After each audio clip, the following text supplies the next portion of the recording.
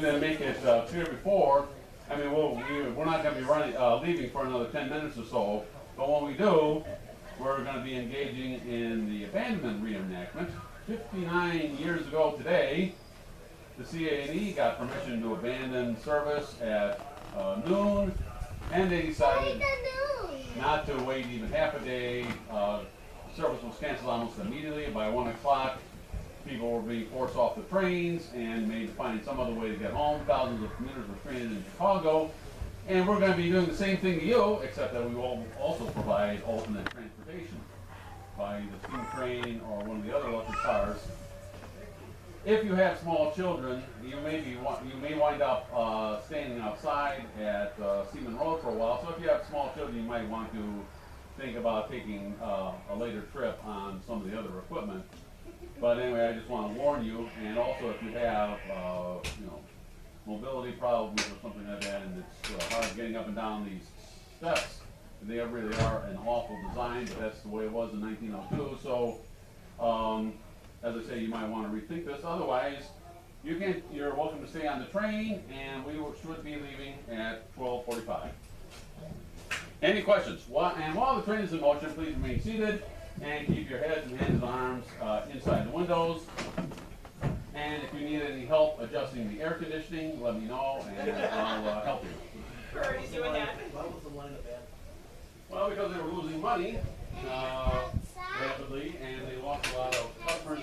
The CA&E originally ran into Chicago, and you could get a train from Aurora, Elgin, and so forth, and go right into the loop. When they started building the Congress Expressway west of the city, the elevated line that the CA&E ran over was torn down, and so the train had to stop at Forest Park, and you had to change to the CTA, and the CTA trains were slow because they were using temporary. I mean, it's a long story, but they were losing passengers rapidly, and in any case, the line was going out of business sooner or later, but they wanted to stop service as soon as they could. And without warning, in the middle of the day, stranding thousands of people.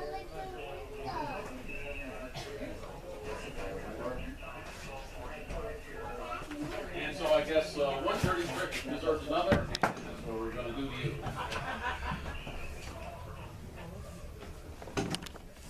We say that all day.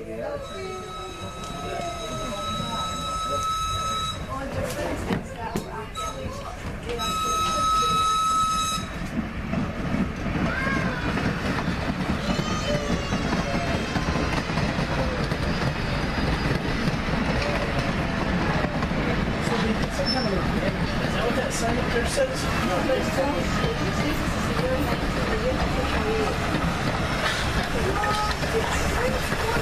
just left New York to Elgin on a local train for downtown Chicago. You'll arrive and run in about 30 minutes.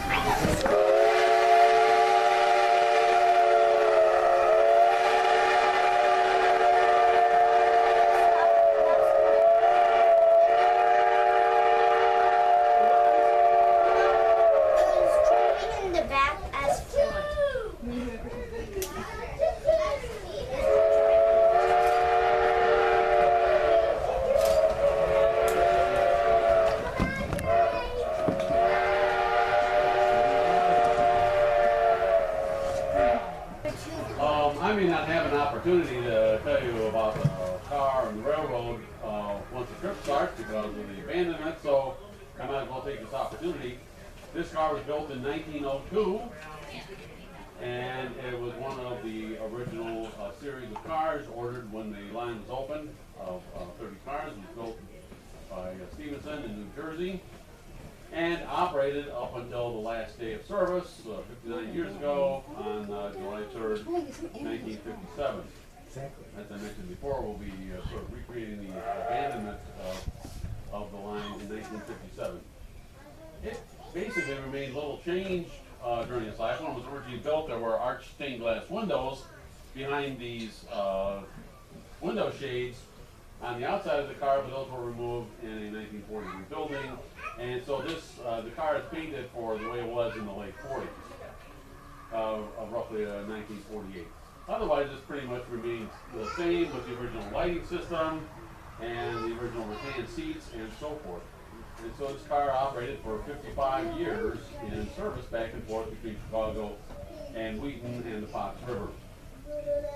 It's, as I say, we acquired this car in 2010 from a museum in Ohio and have restored it the way you see it here today.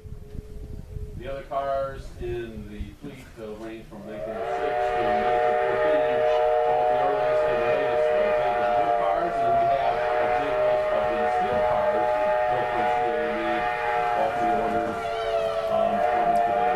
And they've also been in service at about 8 years. So, if you have any questions, I'll be glad to answer them. Otherwise, I'm not sure exactly when we're going to be leaving, but it should be sometime soon as we get orders from the dispatcher. Well, what do you mean by the abandonment? It's just as far as they said. Well, they stopped service, and people had to get off. When the limiteds arrived at Wheaton, everybody was forced to get off the train and then find some other way to get where they were going. And the evening trains were canceled, so somewhere between 5,000 and 7,000 commuters who had taken the CA&E into Chicago had to find some other way to get home. It was unknowns that they were going to stop. No, they had not announced it. Now, that people knew to some extent that they were trying to abandon, but nobody expected them to do it in the middle of the day. Okay. So it was, as I say, that was sort of...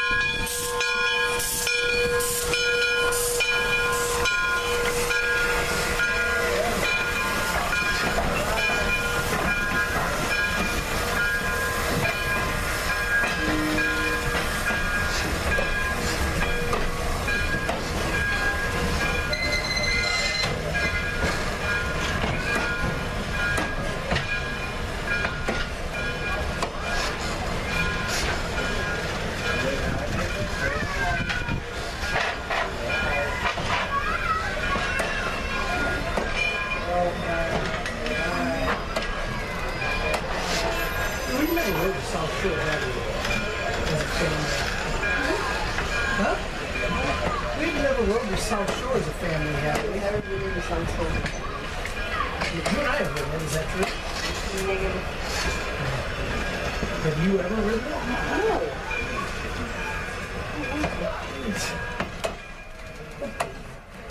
Look, this is the train. Oh, it's one ad with a white car and a yellow car.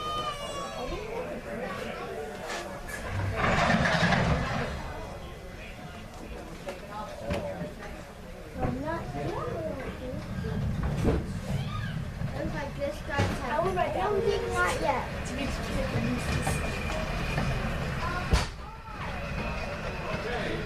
Well, if you made a motion, please keep your heads and arms inside the windows, Good at. and please remain seated.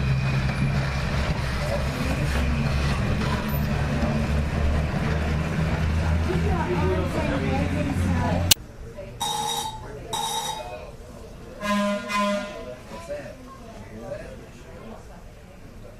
Hey, your mom's wondering. Oh, is this little room here? This is a smoker. Oh, These are match strikers for your phosphor matches. so they've had separate smoking sections back then, huh? Oh yeah, all the cars had separate smoking compartments. There you can So sit here. please toss your cigar butts while don't leave them in here. So you just sit here and watch this movie. No, people that smoke.